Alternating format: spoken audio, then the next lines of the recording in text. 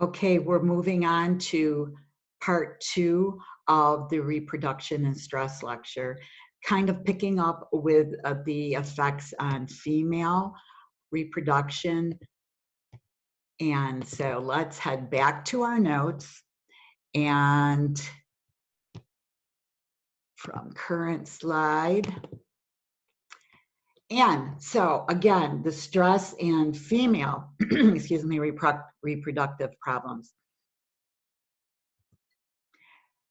One of the first things that seems to occur in many women who are experiencing chronic or extreme stress is lengthened cycles, sometimes to the point of amenorrhea, meaning no menstrual periods at all. The complete cessation of menstruation for a period of time. Now, this does not mean you won't assume that particular rhythm later on, but for now, the cycles can be much longer and may cease altogether for a while. And again, remember those endorphins and enkephalins? All right, same thing. The suppression of LHRH, luteinizing hormone releasing hormone, that occurs due to the endorphins and enkephalins is one thing that totally influences this. Also, remember there's that increase in prolactin levels, and that can decrease the likelihood of implantation. Now, a little interesting tidbit again, and I want to make sure I read this correctly. So, interestingly enough, prolactin, PRL, is a main reason that breastfeeding is an effective form of contraception, but only if done frequently for short periods of time. Many women in Western civilization have relied on breastfeeding and found out that they didn't work. And that was much to do with the way that we tend to handle breastfeeding in this civilization. In the West, mothers nurse about 6 times a day for about 30 or 60 minutes a time, you know, from early on. Let's take a look at Africa for a minute. In Africa, the Bushmen, the African Bushmen, are the actual original affluent society. In other words, they hunt and gather for a few hours a day, and then, as Sapolsky puts it, spend much of their time sitting around chewing the fat, meaning just visiting, talking, gabbing, gossiping, who knows. Anyway, their spacing of children, which is typically about 1 every 4 years, in the absence of any birth control methodology that we have access to in this country, is probably due to the fact that they breastfeed for a minute or two every 15 minutes around the clock for about 3 years. Now, that's dedication. Think about it. They breastfeed for a minute or two, just a couple of minutes, but they do it every 15 minutes around the clock, 24/7. What this does is maintain a steady production of prolactin. And remember, that will decrease the likelihood of implantation. So these women have only about 24 menstrual periods in their lives. Western women have 500 periods or so, depending. And so their bodies are going through this, might be pregnant, shed the lining, might be pregnant, we're waiting, oh, no, shed the lining, 500 times perhaps. That is thought to be a potential cause of today's increased rate of endometriosis in our particular society. And we do have a high incidence of this, and that's very, very painful. It's a very painful condition. And also it does make implantation down the road later on very difficult. So there is a difficulty in getting pregnant and maintaining that pregnancy in women who have severe endometriosis. Okay, another thing, let's look at number 3 here. Females have adrenal androgens, okay? So we do have some androgens provided by our adrenal glands, which are converted to estrogens. We need the enzyme aromatase, which is found in fat cells, brown fat cells, but fat cells. If you are starving, you have fewer fat cells, less estrogen as a result, more androgens as a result, as a consequence, therefore reproductive problems. Now, you're like, why starvation? Well, first of all, starvation is a stressor. Okay, we talked about that. And this can be because of like the Dutch winter problem that we talked about in the growth chapter, or it can be due to deliberate starvation, anorexia nervosa. In this case, you just don't have enough aromatase to convert the androgens, and you end up with reproductive problems. And a little tidbit that Sapolsky presented to us, which I found very interesting. In concentration camps, about 54% of the women stopped menstruating, amenorrhea. Most within the first month before the fat levels actually declined. So it wasn't due to the decrease in fat cells and the aromatase, so less estrogen, more androgens. It was something else going on. The stress response inhibiting reproduction to some degree, and it wasn't necessarily related to number 3. Possibly 1, and who knows what else. But Sapolsky pointed this out, though, that the wonder of the whole thing is that reproductive physiology still worked in almost half of the women. So in this sense, reproduction can be amazingly resistant to stress. Okay. Now, disruption of libido.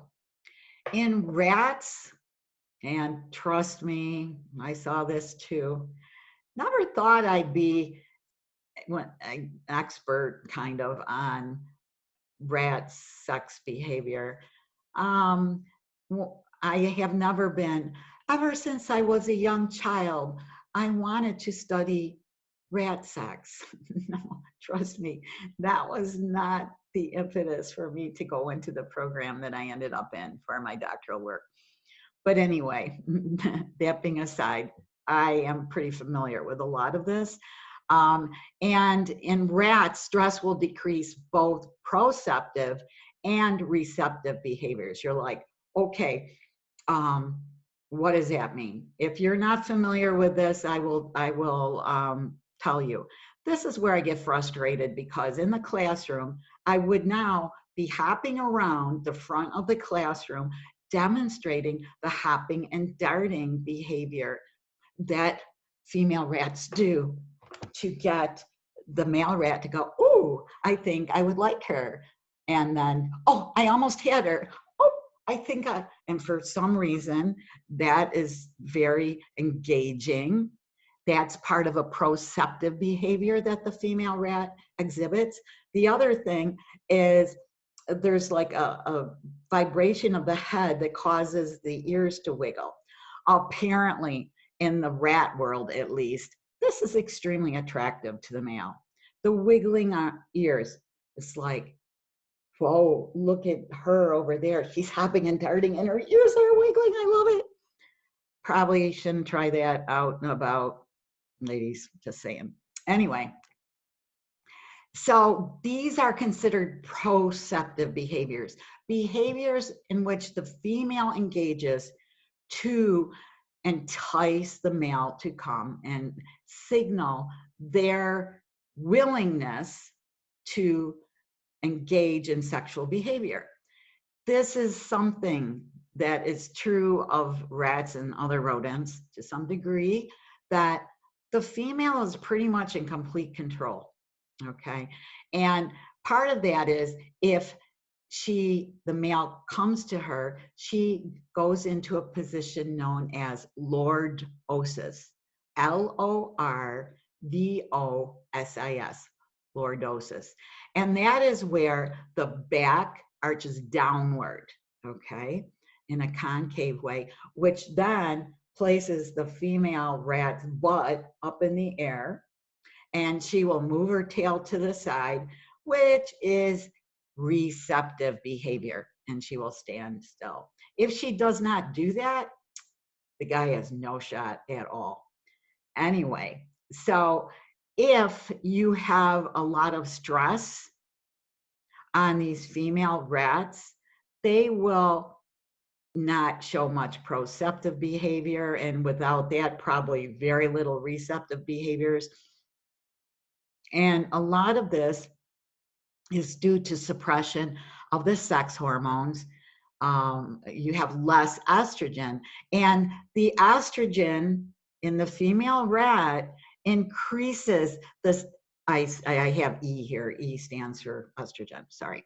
Anyway, estrogen increases the sensitivity of the brain and periphery to sexual stimuli, and that is via estrogen receptors. So, you know how we talk about decreased sensitivity, and generally due to stress or endorphins, enkephalins, things like that, different hormones that are released or blocked during stress responsivity. So when you have this situation where the brain and periphery does not increase sensitivity because of less estrogen, because of less conversion and circulation of estrogen, you're not going to have these behaviors. Now, you're like, well, that's in rats. But think about it. There are many ways in which, female humans would also, not necessarily exactly the same, please, but the libido would definitely be reduced. So next, I want to talk a little bit about stress and miscarriage. Let's assume that, okay, there wasn't that much stress before conception or during the initial months of conception, but during the pregnancy there is tremendous stress of some sort, very chronic, extreme stress, any of those types of stress that we've talked about thus far in the course. And in this case, you have a reduced blood. It moves to the uterus.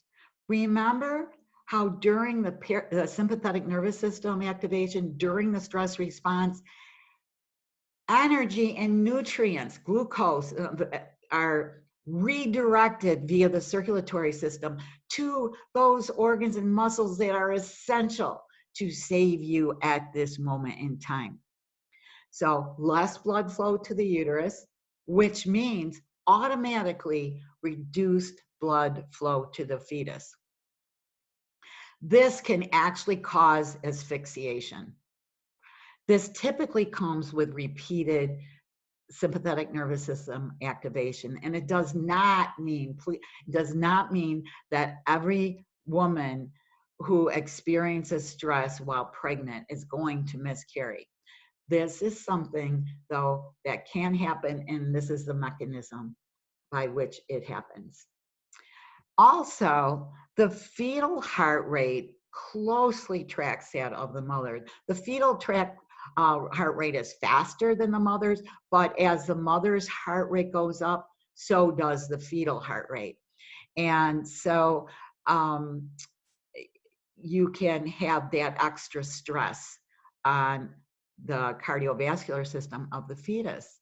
Remember, those systems are in place and they need to be guarded just as they would anybody else. And if you deprive of oxygen, if you stimulate the cardiovascular system extensively over and over again, it has definite implications. Maternal stress, in terms of looking at different research, studies and projects, maternal stress is associated with low birth weight babies. And low birth weight is more challenging for a healthy delivery and early growth and development. And in fact, that last month and last couple of months is very important in terms of getting mature enough and big enough to be healthy. In rodents and other primates besides us, there can be competitive infanticide and harassment of pregnant mothers that will induce miscarriage. So let's think about this for a minute. What we have is we have Big Al, okay? You pick a primate, you know.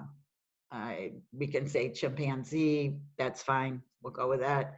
Al is like, I'm the stud and my genes are awesome, so awesome that that's the only kind of offspring we should have in this group, in this area. So even if there is no baby born yet, no baby chimp, and he senses that a female chimpanzee is pregnant, and he's like, not mine, he will harass her until she miscarries from the stress. Bad guy, huh? And rodents are they will just pick on them, and it's if you're observing a rat community and have any kind of empathy at all, it's difficult to watch, to observe. But this is interesting here now, okay? In these situations, these animals basically mate while the female is in estrus, okay? And it's the period of time where they will, be more receptive and also be more likely to be impregnated by the male. And so the males are sensitive to the hormones and other physiological messages being sent out by the female when they're in estrus. Okay, here's Clara, man. She's a smart cookie. She's a smart chimp. And she just, goes, I'm going to kind of talk my body into pretending it's in estrus, even though I'm already pregnant by David. And so there is something called pseudo false estrus, or fake heat. And so here comes Al. He's like, oh, you, Clara, you are in estrus. I am going to make sure that you deliver my offspring with my wonderful genes because I'm awesome. So he mates with her, and apparently does not keep track on the calendar, maybe doesn't even know exactly the gestation of a chimp. And so when the new baby is born, he isn't going to go kill it because he's already got this map, so to speak. And it's like, he totally thinks it's his. Totally. Interesting, interesting strategy, isn't it? And think about it. That is so important for the female because it takes tremendous resources, energy, mobilization of energy, tremendous nutritional supplementation to get that pregnancy through day one till delivery. And so instead of having to start all over again, the pseudoestrus, it means that she won't be stressed out because she's being picked on mercilessly by Big L and miscarries, and then has to start all over again with conception and total reproductive cycle. So it actually is a great energy saver and resource saver. Such a cool thing. Okay, hopefully you've got the idea of what goes on there. And just as a side note, again, male rodents will very often kill off entire litters of another male's offspring. And very, so it's talk about,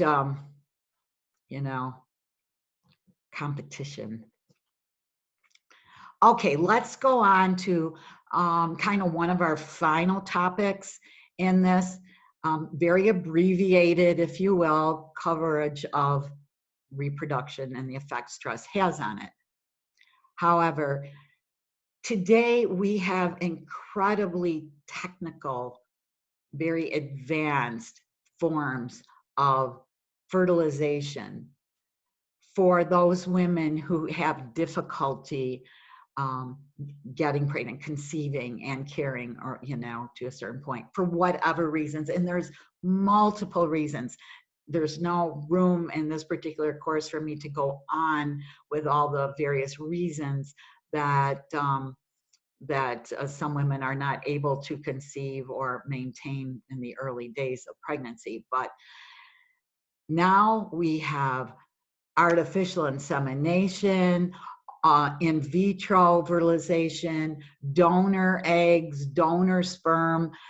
I mean, it's now some women will actually carry the baby for somebody else to term, to provide that woman with a child.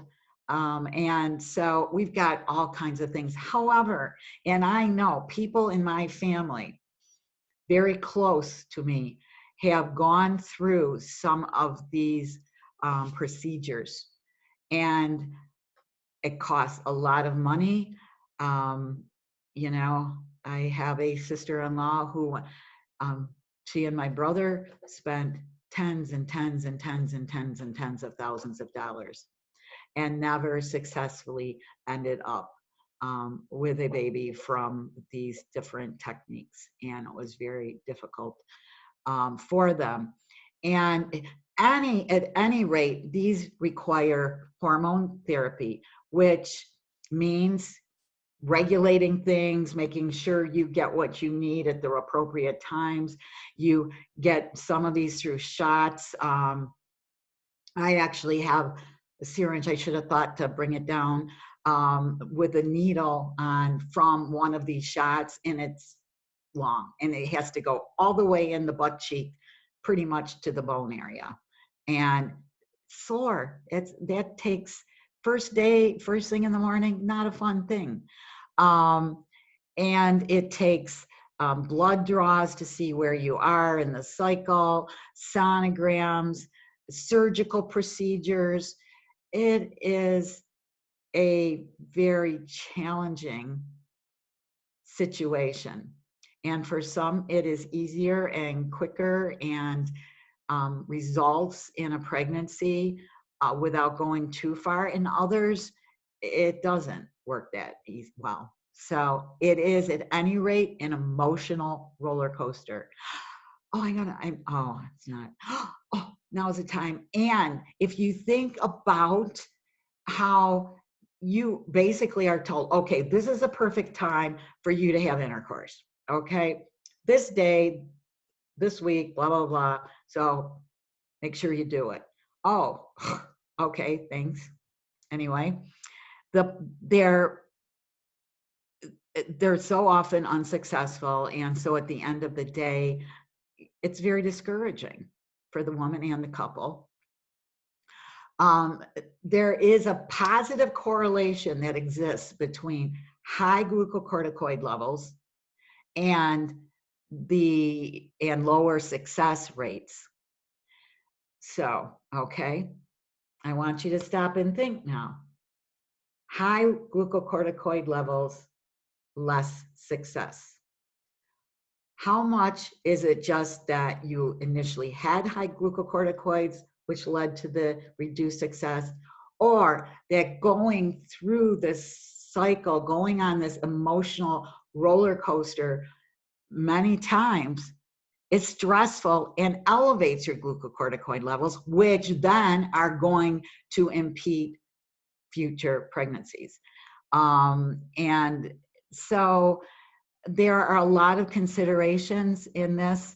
And before I go on to just discuss these couple of illustrations that I put up here, diagrams, flow charts, if you will, I want to make sure I tell you that if you are in a situation ever in your life where you feel you need one of these reproductive strategies, you don't need to be discouraged before the whole thing starts.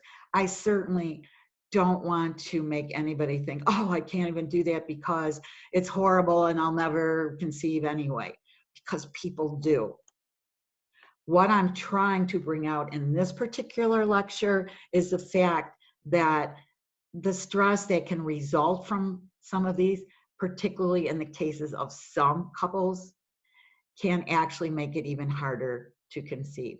I just don't want to, make anybody leave this lecture going, oh, it's hopeless, never would happen, I'll never do that. Or if anybody I know thinks about it, I'm going to tell them, no. Putnam said this, that, and the other thing. I am going to reinforce again what I just said a minute ago, that many people are able to have successful high-tech fertilization procedures.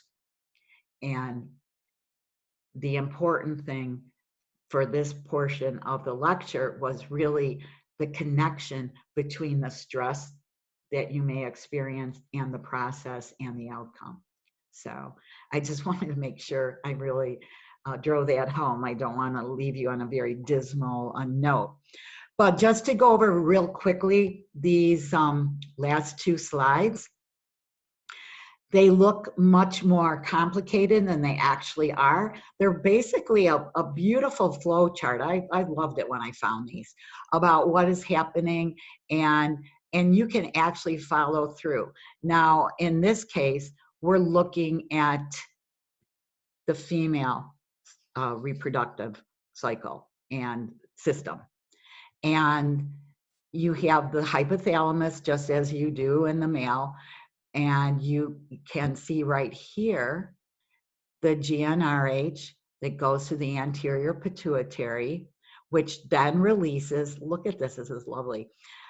You're like, wow, she thinks weird things are lovely, but anyway. Follicle stimulating hormone, and then on the other side we have luteinizing hormone. And now we can follow, what does FSH do? Look at this, the ovary, follicle, egg, that whole cycle. Okay. And the luteinizing hormone, here's where it starts having its effect.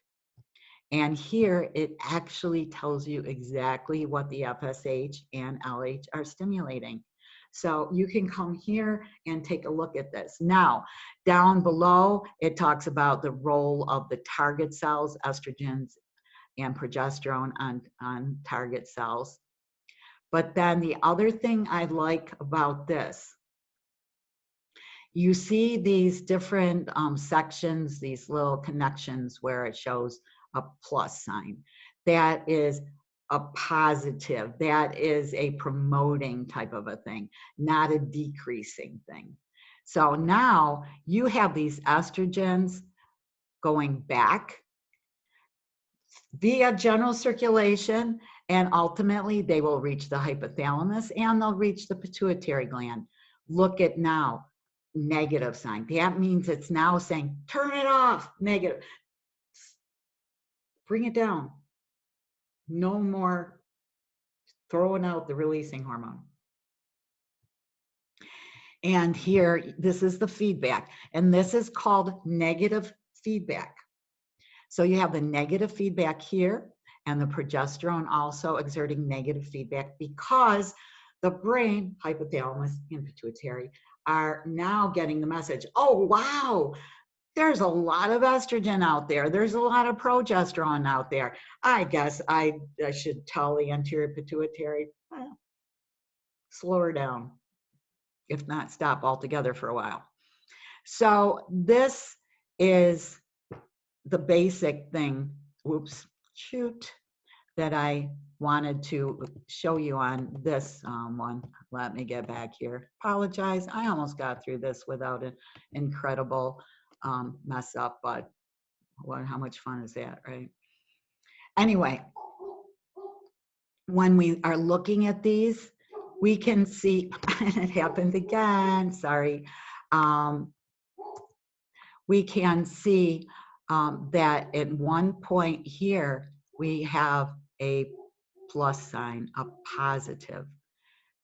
Even during this time where there's a lot of estrogen and progesterone circulating, there is a period of time where the female brain basically flips into a positive feedback. And that will change the responsivity, okay? And it is only for a short time to increase the amount of estrogen out there, to increase the likelihood of implantation and early development, very early, but it basically promotes the conceptual part of reproduction. Now, you will not see that in the male. So let's go to our final slide. The male system, looks a little simpler, and it is. We don't ever have this circulation coming back with a positive or, feedback. It's always the negative feedback. So let's start again at the hypothalamus because that's important. Here it is. Again, the same thing as in the female brain. GnRH goes to the anterior pituitary, and that promotes the release of, remember, follicle stimulating hormone. That should still sound very familiar, and the luteinizing hormone. And this FSH works in the Sertoli cells of the testes, promoting the production of sperm. Whereas the luteinizing hormone goes and targets the Leydig cells, which produce testosterone. Now, and down below, you have the target cells. You do have a positive feedback on, for goodness sake, sorry about this. This is a terrible way to end a lecture, isn't it? I promised you that this was going to be like in class where mistakes happen and weird things happen with the computer and the slides. So let me wrap this up now before much else goes wrong. So below you'll see the target cells and what the androgens do, and you will see that they exert a positive influence on these particular target cells, meaning they promote the production of different things, development and growth, maintenance of male reproductive organs, and so forth. But I'm afraid to touch this because every time I do, it goes away. If you follow the feedback on the right-hand side of your slide up, this is general circulation, and it goes up and moves in the hypothalamus, gets this information, as does somewhat the anterior pituitary, and it goes, okay, shut it down. We don't need so much GnRH going, and we don't need all the FSH and LH, so let's keep this in this one balanced mode.